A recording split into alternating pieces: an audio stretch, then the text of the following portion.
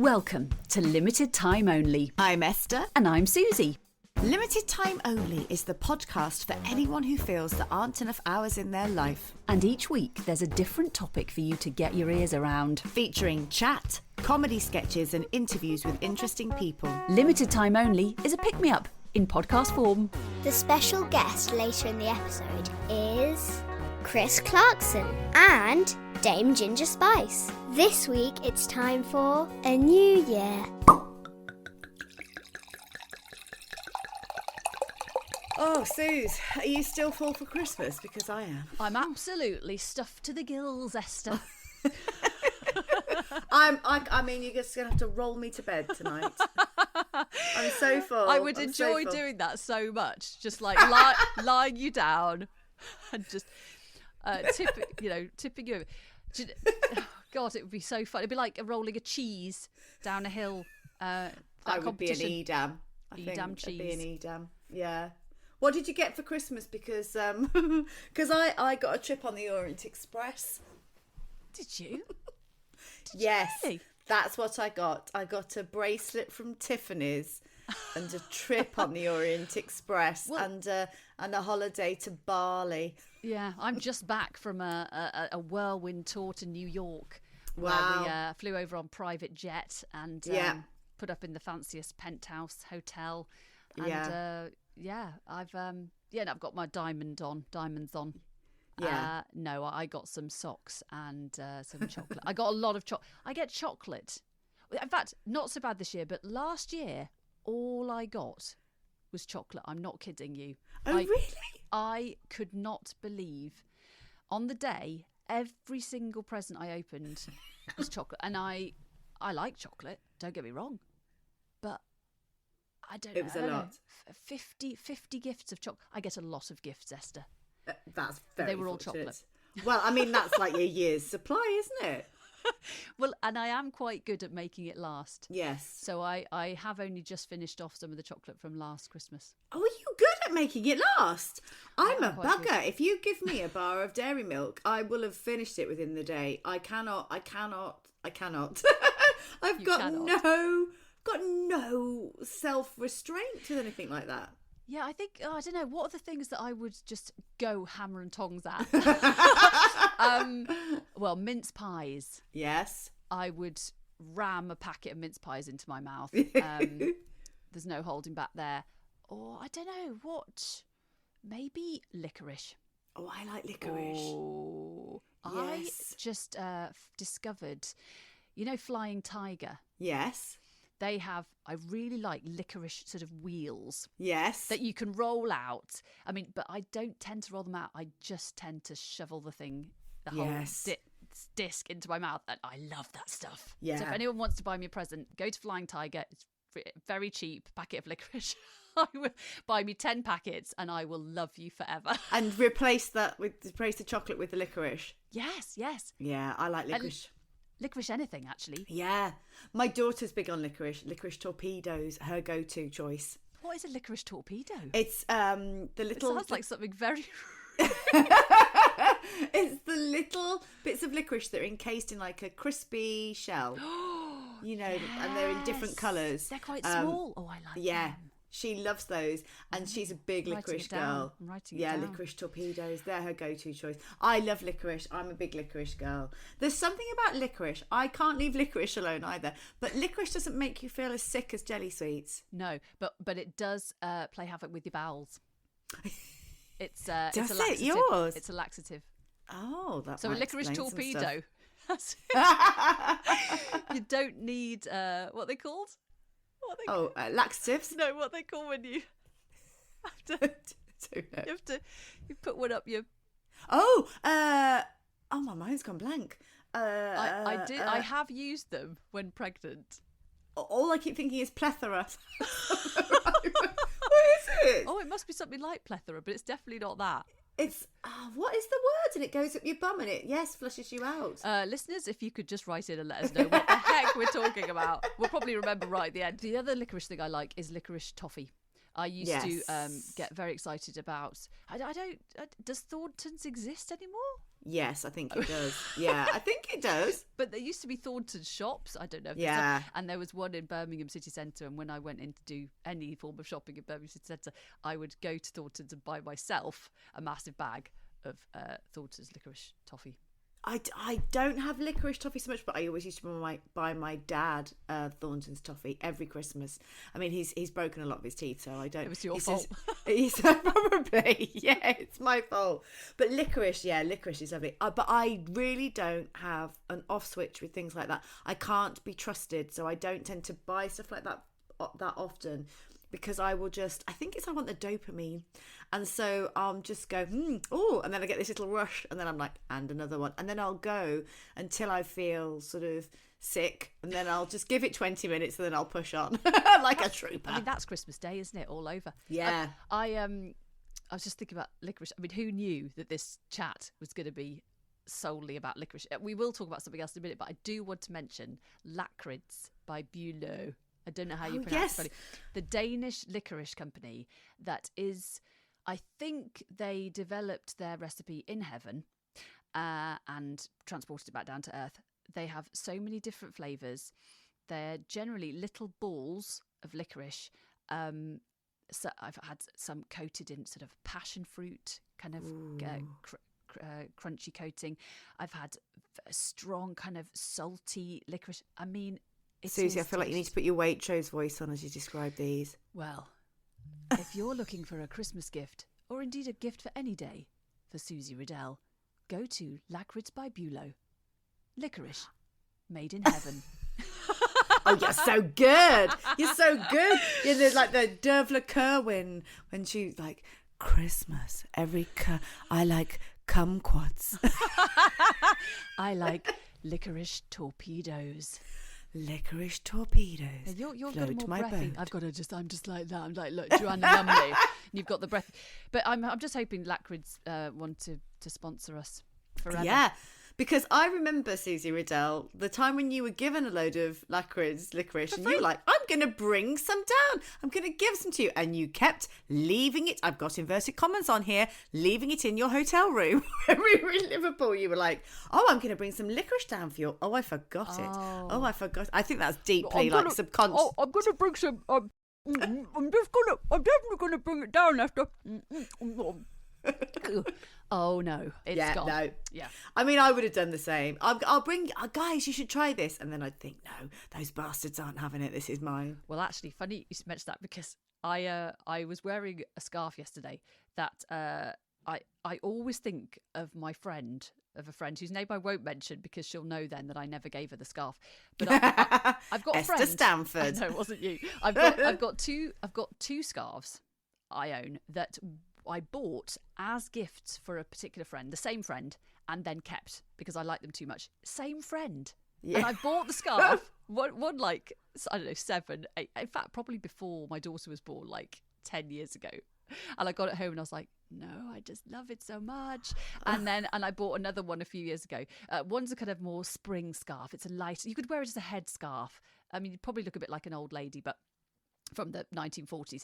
But there's that one. And then there's this nice woolly tartan scarf. And it is weird because I bought them for her. I think about her every time I wear it and I have a slight guilt. Yes. But she doesn't know.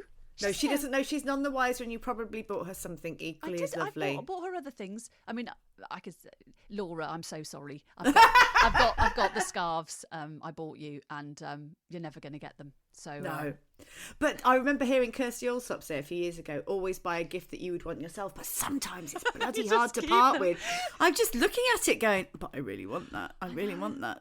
Yeah. Yeah. I and then totally if they don't give you as good a gift, if you did give it to them and then they give you a box of licorice torpedoes, chocolates, and you're like, oh, okay, so yeah. But you have to get over that, and I'm really trying this year. I've tried this year to give people gifts that I don't value because of how much they cost. That's been a problem of mine in the past. So hopefully you're all very happy with the gifts that I've bought you, even though they are only 2 centimetres across and cost about 20 pence. You know, it's what I've given everybody one chocolate from a from last year. From last year's chocolate. I should have just kept them all. Best before January 2024. Eat them quickly. Go, kids, go. What about New Year for you? Do you have any big plans for next year? Do you make resolutions?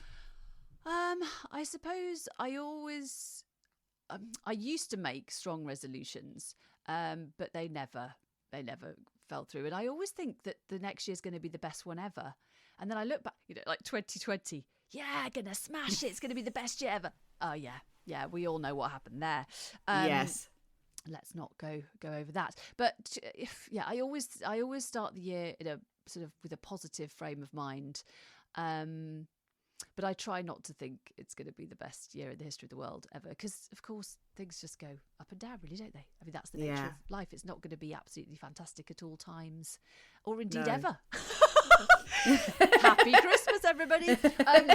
No, it will. There'll be fantastic things, and there'll be hard things, and there'll be challenges. I think my resolution for this year will be, well, to do more limited time only. That's a resolution. Thank God for that. Yeah, don't worry. I'm not. My resolution is to stop.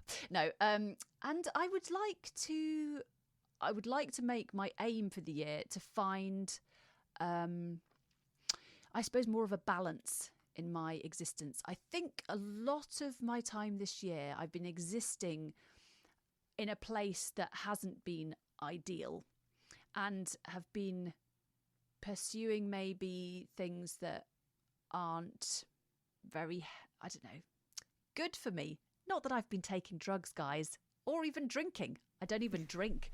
But just like, my sort of, what is my focus? I think it's finding a focus, actually. That's probably the right phrase.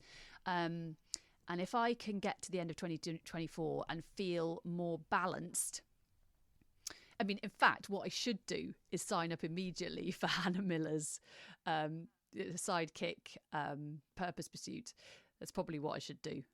But yeah, I'd like to get to grips with what the heck I'm doing, and I think that probably happens every year, doesn't it?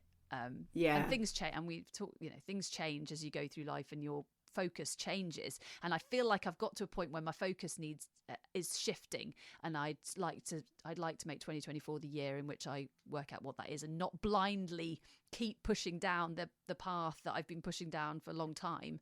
I think there's something kind of blocking my way there, and I've got to find how to either shift that block out the way, or I might try going that way for a bit.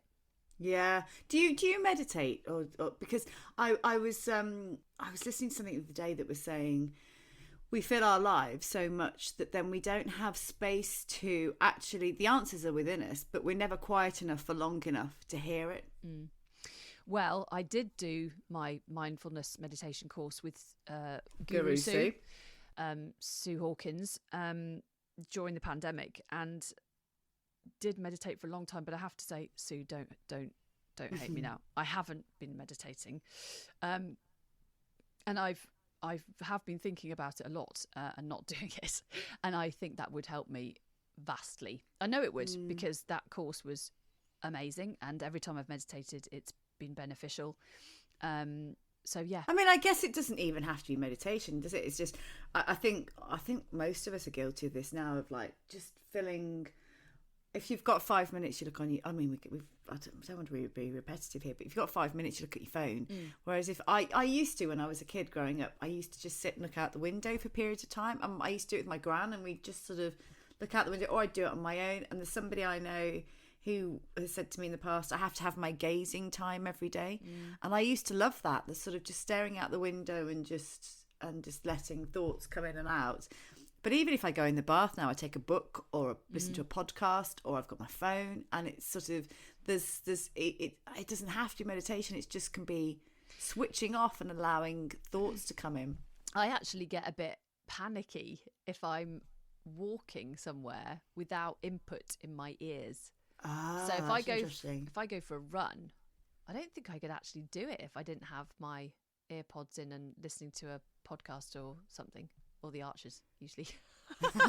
Catching up. Working out what's going on in everyone's stories. What? Who am I? Yeah. Tracy wouldn't do that. Don't talk about Tracy like that. Yeah, and I feel a bit panicky.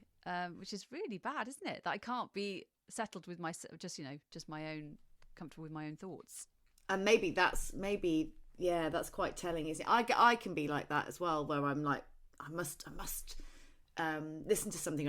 I think I'm always trying to capitalize on every moment, and that's not necessarily healthy. But I know that I'm not always good just sitting with my own thoughts, and I think that's possibly something that I need to just do more of next year. And I think we're not in the minority with that. I think most people are like it. But I suppose it's sitting with yourself, getting comfortable with that, and just, who's the book by? Who's the book by? I'll think of it and it'll come back to me. It might be Gabrielle Bernstein. Is that the name I want? Anyway, maybe it wasn't her. Anyway, we'll find the right name and drop it in. Instead of Gabrielle Bernstein, it is Glennon Doyle they are talking about. It was a lady who couldn't work out what she wanted to do with her life, so she locked herself in a cupboard for 2 or 3 hours and just sat and made herself stay there, and then she had the answers, because the answers are always in you, aren't they? So they are. But do you know what? I mean, I think I'm like you in that I come up with so many ideas for stuff. Yeah. And so many options, and that I'm convinced is the right one. And then the next day I'll be like, nah. Yes. So I find that very confusing. I mean, I got very excited last week. I had an idea for something. I was like, yeah, this is definitely what I should be doing. And then this week I'm like, no, why would I want to do that? Oh God, we're so the same. I do exactly that. I do that, and then I talk myself out of it. You should do Hannah's course, actually. I think you get a lot out of it. Because what she did was, you find out, as we've discussed before, you find out what your strengths are. It's far more in depth than this. You find out what your strengths are, you find out what your values are, and you make sure they marry up, and that's quite often where you go wrong. So like I was talking to you with Hannah on the podcast about, I'm an actor who doesn't act, but when I looked at my values, it's because they didn't quite marry up. And because being a jobbing actor travelling around, I want to be at home in the evenings with my family, and that doesn't marry up. And I want to prioritize that family time. I don't like missing. I want to be with my kids as much as I can without being unhealthy whilst they're still at home, and I want to make the most of those times. And that's probably what holds me back, because she was saying that she had a job in marketing when she came out of uni, and she said on paper that looked perfect, but then I quickly realized it didn't align with my values. So you need to know what your values are to pull you back into focus. And that's sometimes where we go wrong. We know what our strengths are, but we don't stick to what our values are. And so then that's almost like your North Star to help you move forward. Yeah. I think that would be... keep you on track. Be a great a goal for the year. Yeah. Because I definitely have far more understanding of myself now, and I'm sort of, whether this continues or not, I don't know. I stopped flip-flopping so much. I'm like, right, we're doing this. I'm doing a lot of workshops and courses, and I'm writing and making a film in 2024, and I'm sort of, that's it, and I can't do much else, and that's great, and actually that's kind of helping me say no to things that aren't going to be beneficial. Like, that's as much time as I've got, guys, and the rest of the time I need to I'm somebody who has to have time for themselves. I have to have solitude. As much as I love communication, I go a bit mad if I don't have some quiet. And so it's going, right, I can only fit that in. So So yours is sort of clarity, I guess, and boundaries. I think both those words are valid. And it is a good time, isn't it, to sort of do it. And also at this time of year, I kind of look back at what I used to, and I should again. I made a list of my achievements in the year. I think I stopped doing it after I had children. Because I was like, I haven't got time for that. No. But if you list all the things you've achieved in a year, it's pretty. It's quite staggering. It's always remarkable, really? yeah. And and you suddenly remember things that you've done that you'd forgotten about. I've got a 5-minute journal. I don't know if you've heard of that. I've got a 5-minute journal. I saw Emma Watson advertise it on Vogue in the Bag. I don't know if you've ever watched a Vogue in the Bag. It's a brilliant waste of time because I'm really nosy, and they get celebrities on and they open up their bag and it's like Joan Collins going, here's my purse and here's this and this is what I've got in here. Because of course they haven't curated the bag specifically for that day. I don't think Helen Mirren curated hers. I'd be like, I've got a snotty tissue, I've got half a packet. No, but Helen Mirren did do that. Helen Mirren did do that. She opened her bag up and it definitely wasn't curated unless she was trying to make herself look normal. Really normal, like one of the people. And she went, oh, snotty tissue, disgusting. But some of them are like, oh, everything's from a certain brand. But Emma Watson had this 5-minute journal in there, and I do that every day. I love it. It's really because it literally takes 5 minutes, and it's really helpful. So in the morning you wake up and you write 3 things you're grateful for, and actually you don't have to write something that's currently happening. It could be like a manifesty thing where you're like, I'm grateful for the $1 million of my trip on the Orient Express that I'm gonna, you know what I mean? And then you write 3 things you're grateful for. Then you write 3 things that would be really helpful to you to do that day. And then you write an affirmation, and you can write as many affirmations as you want. And then in the evening, you write 3 highlights of the day and something that you learned that day. And it takes 5 minutes, but it really does sort of make you lean into gratitude and make you realise what you've achieved and been doing that day. And I can always find something to be sort of like, God, that was brilliant. Yeah. But like we've said before, I cry at rainbows and shit like that. But, so I mean, I think this is an opportunity for us all, you and I and everybody listening, to sort of think to yourself, oh yeah, I've done all right this year. Yeah, there have been some tricky moments, but I've achieved things and I've made some people happy, and I've done it. I've kind of, because it can be a bit of a, you got to get through. So just it's nice to appreciate oneself sometimes. It is. And even if it's as simple as I got up and went to work, or I managed to just get through the day. If you've had a difficult year, then you're here, and you don't have to have done brilliant, amazing things all the time. We're just human. Thank goodness for that. We're human beings, not human doings. Yes, that's a really good thing to think about. And I try not to put, I don't do New Year's resolutions now that are sort of, I must lose 3 stone and I don't do that anymore. I just constantly try to be a bit kinder to myself, but it'll be more things like, oh, we've got ambition with what we want to do with limited time only, and I want to push it in that direction. It's more stuff like that for me now.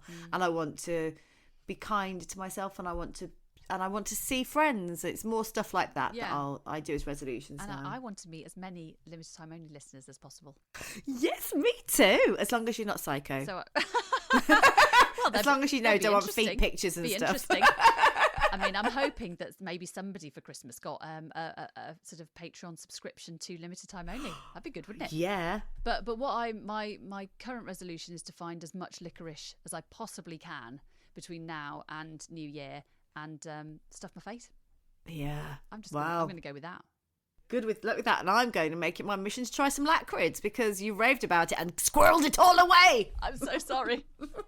And it was yours. And we'll say happy New Year, everybody.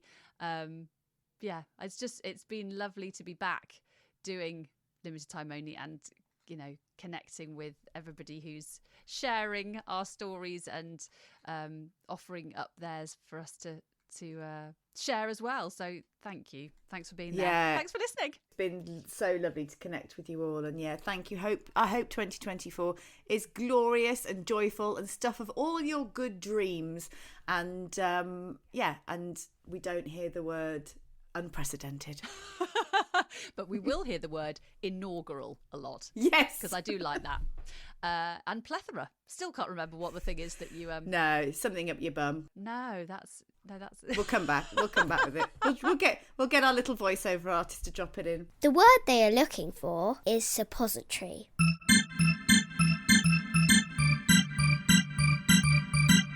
Gaudete, Gaudete, Christus est natus, ex Maria Virgine, Gaudete. Gaudete, Gaudete, Christus est natus, ex Maria Virgine, Gaudete. Tempus adis gratiae, hoc quod observamus, Carmina letitiae devotere damus. Gaudete, Gaudete, Christus est natus, ex Maria Virgine, Gaudete. Gaudete, Gaudete, Christus est natus, Maria Virgine Gaudete.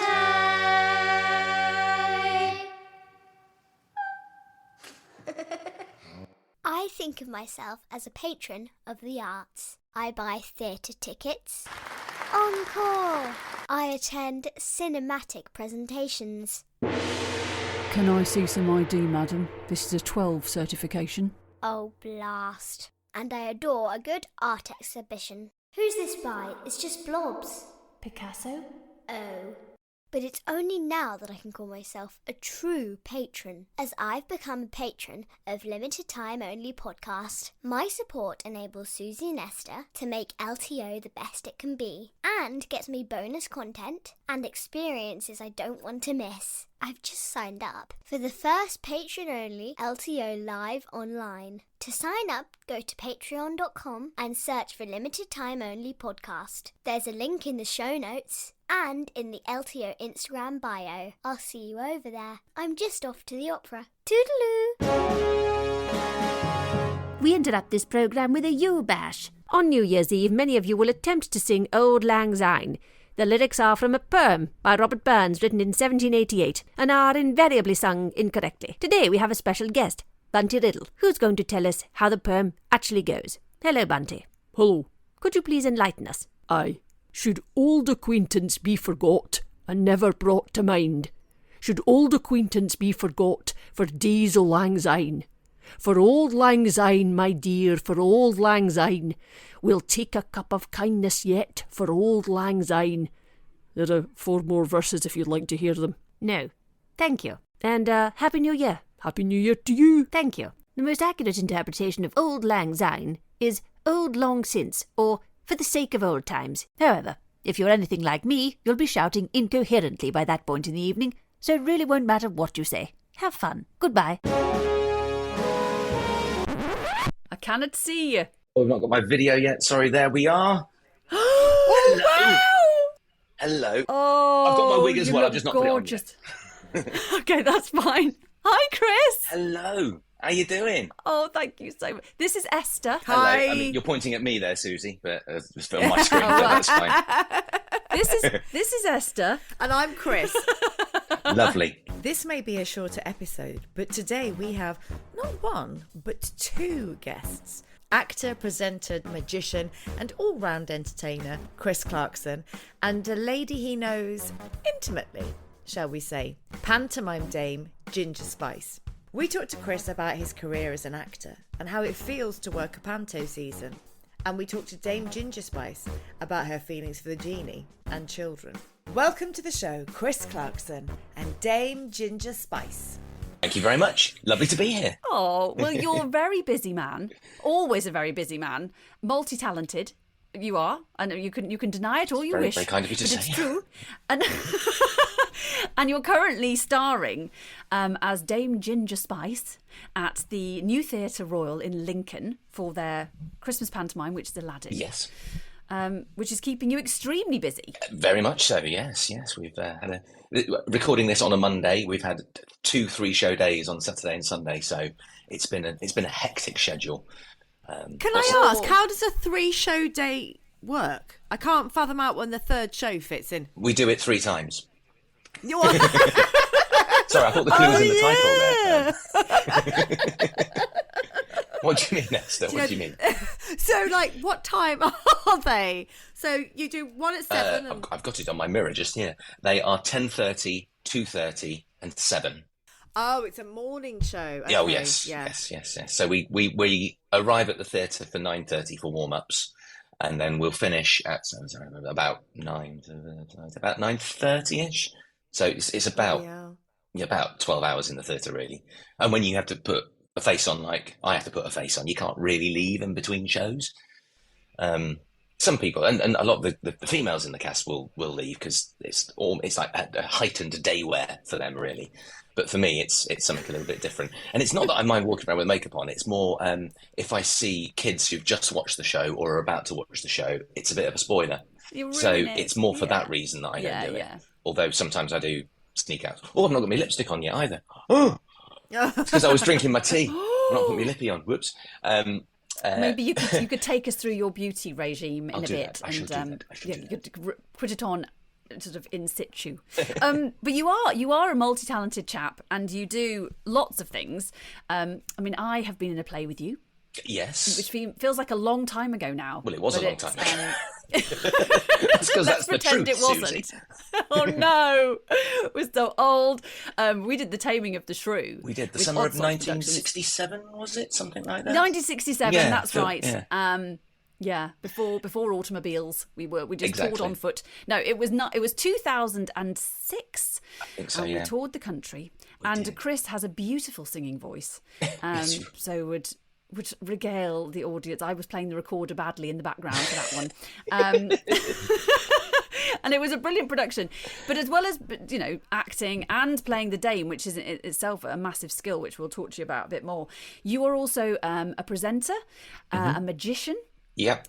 And I don't know if I've got this right, but I think you took part in the World Living Statue Championship. Yes, that is I true. mean, this is a while ago. I represented Team GB for 2 years. So, yes, I did the World Living Statue Championships. I mean, I remembered the title and everything. That was... Yeah. That was a that's bonkers time.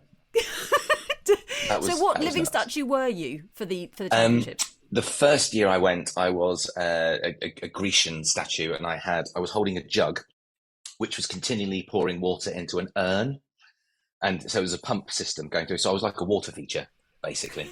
And that was good fun. It was a pain getting all of the equipment to the Netherlands where the competition took place. And then the second year I went as James Bond. I created a James Bond living statue with a water pistol as my water PPK. Get it, Walter? Yeah, that'd be nice. So I could squirt people, and I really enjoyed that. And the second year I went, I didn't win it. There's like well, there was back then. I don't know if it's changed. A selection of judges go around who mark the 150 statues who are there from all over the world, going, "Yes, build quality is very good and makeup's excellent, etc." And they choose the champion. The people who were there, I can't remember how many. 300,000 people go or something like that. Wow. They vote for their favourite, and they voted for me. So I think officially I was the world's most popular living statue back in 2008, Wow. 7, 9. I mean, you somewhere can around there. dine off that forever. That's amazing. That is a real achievement. And you made the things yourself as well. You made the... I did kit. make the costume. The dinner jacket was my granddad's old dinner jacket from the 60s with, I think it had 7 coats of masonry paint on it to make it really rigid. It would actually stand up by itself. Because you don't want it flapping So around that's in the how you wind. do or it. anything. With masonry Well, paint on the costumes. That's how I did it for that one. It's not necessarily how all statues do it. I've not statued for a long time now, I'll be honest. What do you do when you get itchy? I always think that because I get quite itchy and I just think, oh Do you my need God, to see it drive me someone? mad. Or do you sort of... Probably, yeah. Bit orcs. Yeah, absolutely. Admitting that on your yeah, podcast. bit orcs. I'm sorry. It's the only way I could bring it up, to be honest with you, Chris. Yeah, what do you do if you get like a? If you get like a. Well, if you Or a can't, sneeze. if you have to itch it or sneeze it, then you have to do it. But you kind of need to bring it into the character a little bit, I suppose. I think one thing people don't always appreciate with doing statues is it's not a standing still competition. It's not who can be the stillest the longest. You're an entertainer, so whether you're booked at an event, because I never busked with it, I only worked events when I did. I've not done it for 15 years or something. You're booked. If you're booked as a singer, you sing, you're entertaining. If you're booked as a comedian, a magician, anything like that, you're there to entertain people. And a statue is there to entertain as well. So you're not just, people aren't going to go, wow, that's incredible. Look, that person's standing really still. I'm going to stand and watch this person standing. That's not how it is. You've got to create a character. So that's why, like with my James Bond one, I had the water pistol that I would squirt people. Or you'd be in a pose and after a while you just change to a different pose or something like that. So you're still there to entertain. But if you have an itch, then you might be able to put your itch into it somehow or... Yeah, I guess you do that really. And what about the magic? Because is magic something you've always been interested in? Or was it something that developed as part of your sort of performance toolbox? It's not something I've always been interested in at all. I basically got involved in it for the sex, drugs and rock and roll lifestyle that comes with being a magician, which is amazingly all completely untrue. One of my best mates is a magician, has been all his life, and a lot of performing magic at events, at weddings or anything like that is, first of all, just going and chatting to people. And because I chat to people in the other guises of work that I do, he went, you could nail that bit. You've got some magicians who've grown up in darkened bedrooms wearing capes and top hats doing all this, and they're very good at all this stuff, but they can't talk to human beings. I got the talking bit down straight away. That was no problem. I just had to learn some magic. So he taught me some relatively rudimentary tricks to begin with, and I quite enjoyed it, and I got better at it. And over the years, I've just developed slightly better, but still pretty pants magic routines. Oh, well, I've seen your close-up card work, and it's really good. I've seen you close-up, Chris. I've seen you close-up.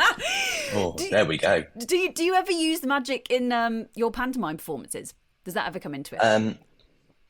Not really, because I generally do close-up magic, which doesn't really work.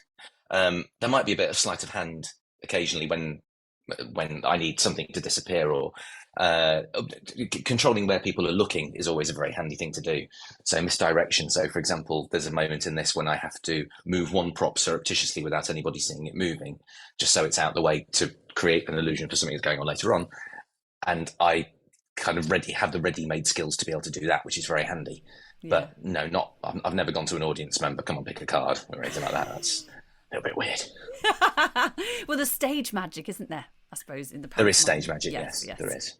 The magic of theatre, darling. The magic of theatre. And so when you were a child, did you come out singing and dancing and performing? Pretty much. I think so. I'm an only child, and I did used to create my own little shows. I remember doing that, which was quite good fun. Sorry, there's police have come to get me, I think. You can hear those sirens in the background. Let me just shut the window. Hang on a second. Oh, there we go. Yeah, they'll never find me now. Yes, I've always been. My first solo performance, which I don't remember, I was at play school, at preschool, when my mum tells me the story. She's got a photo of it. It's wonderful as well. She walked in with the audience all at the beginning. Everyone's waiting to see their kid do whatever their kid's doing, and there was a big red box just on the floor in the middle of the stage before any of the kids came in, and some music started, and I popped out dressed as Santa and sang "When Santa Got Stuck Up the Chimney." And I was preset. I've got no memory of it at all, but I was preset in this little box, and I must have been very excited and happy about it. And I did that solo, and then all the other kids came in, and whatever the rest of the show was started. But so yes, I think I've always been like it, just a bit gregarious and annoying. Yeah, I can vouch for that. You're just a born performer, aren't you? Well, maybe. So did you go to drama classes when you were a child? Yeah. Growing up in Leicester, I was part of the Haymarket Young People's Theatre. The Haymarket's no longer with us. We've got Curve now in Leicester, which is beautiful.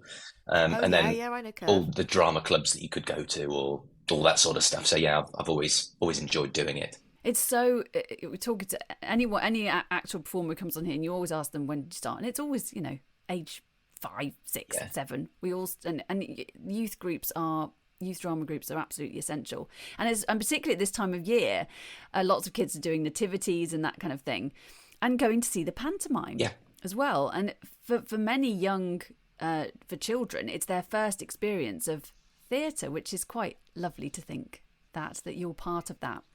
It is. Panto is a huge thing for the industry in so many ways, and I know a lot of actors look down on it and sneer at it. They shouldn't. So, firstly, Panto is the saviour of most theatres financially for the rest of the year. The Panto pays for the Pinto is the phrase. It sustains it all the way through the year. But with the audience thing and with kids, yes, most kids' first experience of theatre is Panto, maybe with a school because their parents maybe can't afford it and all the rest of it.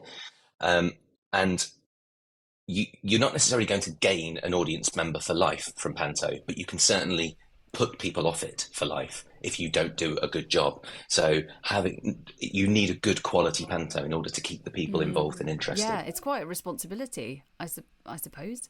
I mean, but lovely as well to think that's that kind of, you know, in the audiences that have already seen you this Christmas, there might be a couple of young people there who've gone, oh, I really want to try that. And yeah. Absolutely. And what's not nice here this year as well, we've got, every Panto has got local kids in it. So we've got 2 teams of 9 kids. And there's normally a group photo of them all with their names. Here in the programme, they've all got little bios as well. So, and I've never seen that in a Panto before, which is lovely. So it's a double page spread with all the kids. and they've all got it's a paragraph inside. Ellie has been dancing since she was 3, and she now goes to this school, and it's really, really nice and lovely. And so any kids out there, or any parents or kids going, oh, my kid likes dancing, maybe we should do some of this as well. It's a really lovely introduction to the theatre world for them. That's really good to know, because yes, every borough, every city, town has a panto, and that's a really good tip for anyone who wants to get their, whose child is interested in doing it. This episode is our kind of in between New Year and Christmas, and I wondered if you, Chris, had any New Year resolutions. No. only because it's weird when you're doing panto, you don't really get caught up in Christmas and New Year stuff because you work 6 days a week, sometimes 7 days a week in the build up to it, so you don't get the necessarily all the Christmas spirit and Christmas cheer. I don't own Christmas decorations because I leave home in November and get back in January, so why would I decorate my house when I'm not there for it? And I'm not going to bring tinsel with me wherever I go to decorate the room in my digs or anything like that. So with the same with New Year, really, it kind of just happens. And I don't think about New Year's resolutions, so I don't think I've got any, no. Well, it's kind of like a bubble, isn't it, when you're in a show? You kind of, it's like its own ecosystem for that time that you're in it, and then you go, oh, there's a real world. Exactly. You get on a shoulder coaster, and then you just keep going until the ride stops.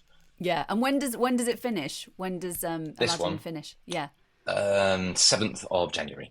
Oh right, so it's not right through to the kind of February. No, it's not as long as some of them. So, how many years have you been doing pantomimes? Well, this is my 21st panto. Wow! Oh my gosh! I know. I've come of age. 21. Yeah. It's not all Christmas. I've done a couple of summer ones. And I've had a couple of Christmases off. One when I was touring in a show for a year. One when I just wanted to not do panto 1 year. I just wanted a year off. I wanted to have a Christmas day and then a Boxing Day type thing. And then COVID year. So I've missed 3 Christmases, but made up for it in other ways at different times of year. Do you find that you do miss Christmas? Or do you just love being part of a show? I love panto.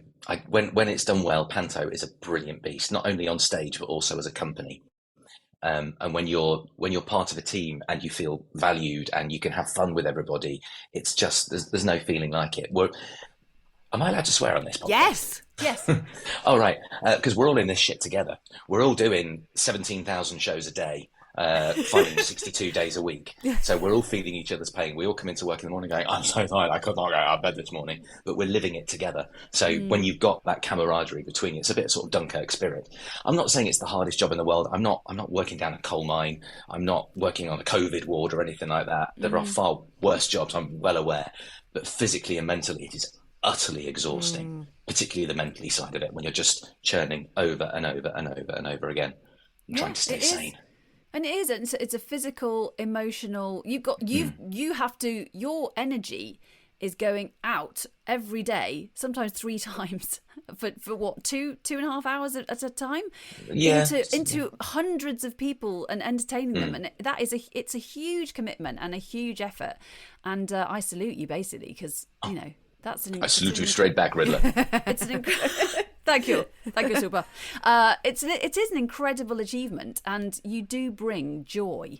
You bring, and the rest of your company, bringing Christmas joy to the people of Lincoln and all across the country in the past. But amazing. You should feel very proud of yourself. Oh, thank you. Absolutely. Thank you. I shall feel proud of myself on the 8th of January. When you can sleep. Just trying to give a little boost. Yeah. You can sleep for a while. Do you find that you have to really watch what you eat during a panto run? No, it's the opposite. You eat everything because you're burning so many calories. For me, the Dame role's slightly different to a lot of the other characters in that I have a load of costumes. So my track backstage is almost as busy as my track on stage, because if I'm not on stage, it means I'm getting changed, is the rule of thumb. So you're constantly, and you don't sit down between scenes particularly. You're always moving, so you can pretty much get away with eating whatever you want, and you do, and your costumes still have to get taken in because you lose weight. So as diets go, it's brilliant. I wouldn't recommend it. I certainly wouldn't want to do it for longer than Christmas panto season. But yeah, you do look after yourself too. You've got to eat healthily because you can get run down very easily, as you can on any show. But the incessant nature of how quickly the shows keep coming around. I was talking to, I'm staying in my digs with another one of the cast, and we were talking earlier on saying, oh, it's only a 2-show day today. In no other job in theatre would you go, oh yes, it's a 2-show day. You're normally going, it's got to do it twice today. It's normally a 1-show day, but we're desperate for a 2-show day because we've just done 2 3-show days back to back. It's weird how it plays with your mind. Yeah. With the day, so how long have you been doing panto? You've done panto 21 years. Yeah. How many years has that been playing the dame? So this is my eighth day. And how do you? So were you kind of? I was imagining you're the kind of Buttons type character, or handsome prince. I was very kind of you. I did start out as Prince way back when, and then sort of progressed through the comic roles, so Buttons, Silly Billy, Wishy Washy type things. Then did a couple of. I did a. What's he called? Beauty and the Beast, like a Gaston type role. Like, yes, look at me, aren't I brilliant? Ha ha! But you're actually a bit of a tit. So I did one of those. And then I did a king type role. And I mean, this isn't not necessarily in that order. They're mixed up a little bit. But I never wanted to do anything other than comic. Even when I started out as Prince, I desperately wanted to be comic. And I loved my years as comic. When I stepped up to do Dame, I didn't think I was ready. I still don't think I'm ready. But it turns out Dame's even more fun because you get... There's like a status with the role. It's not to do with the performer doing it at all, but the status of the dame is kind of above the comic in terms of it's often mother and son type relationship. So you clip them around the head and all that kind of stuff, and you put them down. You say mean things to them that are still funny. And I love having the control of being able to do that. It's really nice when you can let loose and chat to the audience and ad-lib away and play with whoever's in on the night. Yeah. I always think of the dame as the ultimate character in in any panto. She is the I think of her as the kind of the boss of the panto.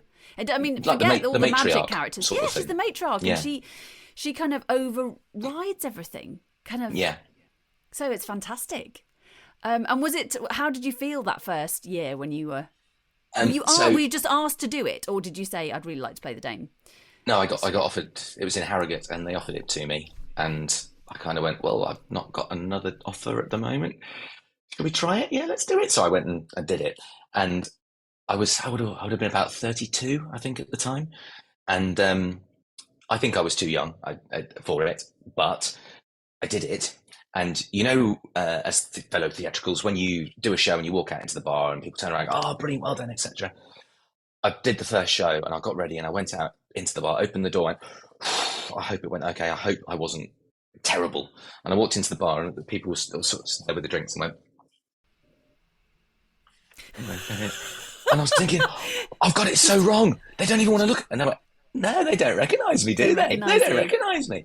And it was brilliant. And I walked straight to the bar, bought a pint, and I could just have a drink. And it was awesome. I don't need, I love adulation at all. I'm not, personally not a fan of that. And as in for me, I don't mind giving it to other people. But it was a real eye-opener. And there was one year, a few years ago, when there was a lad who was on his first panto, and he wanted the fame and adulation, and that's absolutely fine. And it was quite cute, really. It was just out of drama school. And I walked out of stage door with him, and he was kind of going, I want to sign autographs. And nobody looked at him. He was playing a cat, so he had face makeup on a cat anyway, not when we walked out of stage door. And I just went, oh, look, there's Tom the cat, or whatever his name was. And people turned around, there he is, and went over to him. And I just carried on walking and went to the pub, which is great. Obviously, I don't mind meeting people if people want to meet me, that's fine. But I don't. But they just don't recognise you. They don't recognise you. It's great. So, well, it would be lovely to see the full Dame Brigade. I mean, we've got Chris is sitting here with his Dame Ginger Spice outfit on, which is this incredible dress with puffy sleeves, a sort of white bib with pizza and chips. Is that a burger? Burger bit? Yes, burger. And what's the necklace? Is that sort of? That's it's kebab. A kebab. So it's peppers and meat and Yeah, whatever you put on a kebab, really. Quite like that myself. But these chunky necklace, and he's got the most amazing face of makeup with huge eyebrow. I mean, those are very in, I would say. False lashes, defined cheeks. I mean, obviously you have to shave every day. Twice a day annoying? sometimes. Twice a day. It just grows too. So when you have a morning and an manly. evening show, it's not that like I've got a full beard or anything by the end of the day. There's a bit of stubble. It might not be visible to the audience, but when you wear wigs, the wigs get caught on your stubble. So you end up walking around with your wig attached to your face. And when you're sweating as well, obviously it sticks. So yeah, quite often it's a two shave day. And putting makeup on over a shave isn't very nice. So can we see you in your wiggage? Yeah. Can we have a little chat with Dame Ginger Spice when you... You can. I shall just... I realised I didn't put my lippy on Can you put his because I was lipstick drinking on my now? tea. I should watch you because I'm not very good at putting lipstick on. You've probably I'm got not very a good at good any of this. technique. It's quite a particular shape, isn't it? The dame lip. It can be. The It depends. very big Cupid bow. Oh, fabulous. Yeah, very...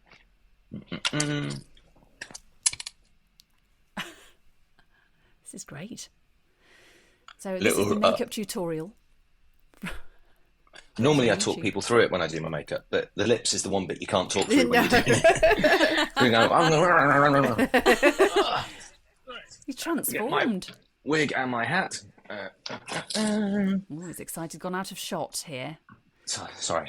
No, I just wondered. Sitting on a little shelf. I'm picturing a certain wig. Let's see if it's what I imagine. I don't know if you're going to get a certain wig. I'm trying to keep out of view so you can't see it until I actually do it. There's mirrors everywhere. The big reveal is coming up. Right, that's vaguely it. Here we go. Oh, you look gorgeous. Thank you, sweetie. Dame Ginger Spice, thank you for joining us. You're more than welcome. Oh, Susie, look, it's like looking in a mirror, isn't it? We could be sisters separated at birth. Oh. We have got the same colour hair there, haven't we? We have, darling. Yes, it's the lovely Auburn, the Auburn. And we've just been chatting to Chris Clarkson, who I think you know. Oh, he's a lovely man. Very, very handsome. Yes, he is. And are you related in any way? You're not. No, we're just very good friends. We know each other very well. We some would say we know each other intimately. That's interesting. I was going to ask how you feel about children. Children, oh, they're lovely, aren't they? But I couldn't eat a full one. Yes, they get very loud sometimes, especially in the ghost gag. They get very loud. Technically illegal sometimes as well. We did once when I was on stage running around. I can't remember what the actual legal limits are on these things, but it's something like the safe working limit is in the UK is 60 decibels or something like that. I can't remember. It might be 5,000. But anyway, as a sliding scale, a jet engine is like 100 decibels. And the ghost gag, they recorded it in the wings, the volume of the children screaming in the auditorium, and it came in at 75. So technically, legally speaking, we should have been wearing ear defenders on stage during that scene. Not that we would do, obviously, but it gets very loud. So children are lovely when they do the correct thing. Yes, children are a health hazard. I think we've concluded from that. Yes, very much so. Do you still throw sweets? Some theatres. There's no sweet throwing in this theatre.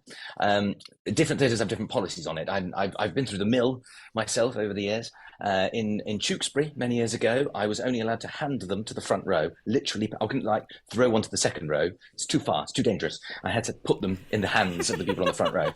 Whereas in Coventry, in probably 2004-ish, we threw sweets out. We threw sweets out to the stalls area. There's a balcony there, and we kind of went, "Oh, sorry, you should have booked earlier and sat down there." "Oh, no, not really." And we got tennis rackets and we started hitting them up onto the balcony. So you've got two ends of the spectrum of how safe it is to throw sweets in different theatres. Oh, well, I'd much rather be in the tennis racket audience, that's for sure. Yeah, that was fun. Do you get on with the genie? Because I know you're doing Aladdin. Oh, very much so. Yes, he's a very, very attractive gentleman. Oh, really? Yes, I'll rub his lamp anytime he wants me to. Has he granted you any wishes? Yes, he does. He grants me one, but I can't actually tell you what that is because that would be a plot spoiler, you see, for anybody who comes to the pantomime. Oh. But I do get one wish, and I'm very happy with the result. Oh, marvellous. Fantastic. And how do you prepare for, you're performing a lot over Christmas, Dame Ginger Spice, and how do you prepare? Do you have vocal sort of techniques? I take drugs. Marvellous. That's it. That's it. Just that. Yes. I do warm ups. I do a little physical warm up every day and a vocal warm up, and then I drink caffeine and Barocca. Cheers with the Barocca. Do you avoid alcohol? Only until the end of my opening scene. After that, it's free for all. Oh, do you know what? I should have actually told you this as well. So I've got my boobies here, as you know. Oh yes, your boobies. Now, my boobies up, they're not completely real, I'll be quite frank with you. So I keep my mic pack in this side, inside, because it's a really handy place to keep it. And then I thought, I'm a bit lopsided, I'm weighed down a bit that way. So in this one, I keep a little miniature bottle of gin. Oh, and that is true. yes. That is, I would show you, but it's under lots of layers, so I can't at the moment, I'm afraid. And I can't get to it during the show. I just like being on stage with 450 people, as it is here, going, yes, I'm doing my opening speech, and I've got a bottle of gin with me just here on stage. Isn't that marvellous? And at the end of the run, at the end of the final performance, I take, as in the whole all the performances, I take the bottle of gin out and I drink it. That's my little thing to look forward to on the evening of Sunday, the 7th of January. That's so lovely. What a great tradition that you've got there. That's wonderful. And I mix it up. It's not always gin. Sometimes I have other drinks. I had port one year, but I had to swap because the port needed to be on the left side for obvious reasons. So I had to swap my mic back over. And that's true as well. Very good, very good. So if people want to come and see you, Dame Ginger Spice, I mean, obviously they're coming to see you. There are other people in the show. In fact, who have you got in the show with you? You've got some quite famous people. We do. We've got Lewis Smith, MBE, who won Olympic medal in 2012 and then went on to win Strictly Come Dancing that year. We have Ian Waite, who is a former Strictly professional as well. And we've got the genie played by a chap called Roger Wright, who his voice is just phenomenal. It's incredible. He was the original Simba in The Lion King in the West End. Wow. And he's just, you wind him up, push him on stage, and he just sings, and it is bonkersly good. Oh, fantastic. And then there are plenty of others as well, but there are 3 names. And we're on in Lincoln, the New Theatre Royal, until January the 7th. Oh, well, that is wonderful. And what time is your performance today, Dame? Is it coming up? Just going to refer to my little list over here. 2:30 and 7 p.m. I basically just keep going until they tell me to go home. That's essentially it. We're doing it again in 10 minutes. Okay. Like Groundhog Day. Oh, and just one more so. question. How many costume changes do you have? Do you know? 8. 8 costume changes, and they're all huge. And I know that because I worked it out that this weekend, because we had 2-3 show days back to back. I had 48 costume changes over 2 days. Wow. Which was good. That's amazing. Oh, well, I'm truly in awe of you. I think it's an amazing thing that you do, and truly the energy and commitment and skill required to play a dame, particularly with that many costume changes, but any character in a pantomime is just phenomenal. So I salute all of you out there and all the actors doing pantomime this year. Go along and see them, because it's such fun and it's such a great introduction to theatre for little kids. And it's for everybody, isn't it? It's for 0 to 100 and more. Oh yes. Yeah. Oh yes. There's always people when adults come for the first time since they were a kid, they go, "It was never this rude when I was a kid." It was. Yeah. It's always been like this. That very history clever. Of pantomime, yes. Yeah, that clever kind of innuendo that you don't get when you're a Yeah. kid. Wonderful. Oh, well, thank you so much, Dame Ginger Spice. And please pass our thanks on to Chris Clarkson as well. I will. For giving us both. When I find him, that little rapscallion. And Happy New Year. Yes, Happy New Year. Happy New Year to you And as happy well. gin drinking day on the 8th of January. Get in. You have been listening to Limited Time Only. Thank you so much to Chris Clarkson and Dame Ginger Spice for joining us from their dressing room in the New Theatre Royal Lincoln. We really appreciate you giving up your time, both of you, and that was so much fun. And thank you to all of you for listening and joining us on this series so far. We really, really appreciate your support.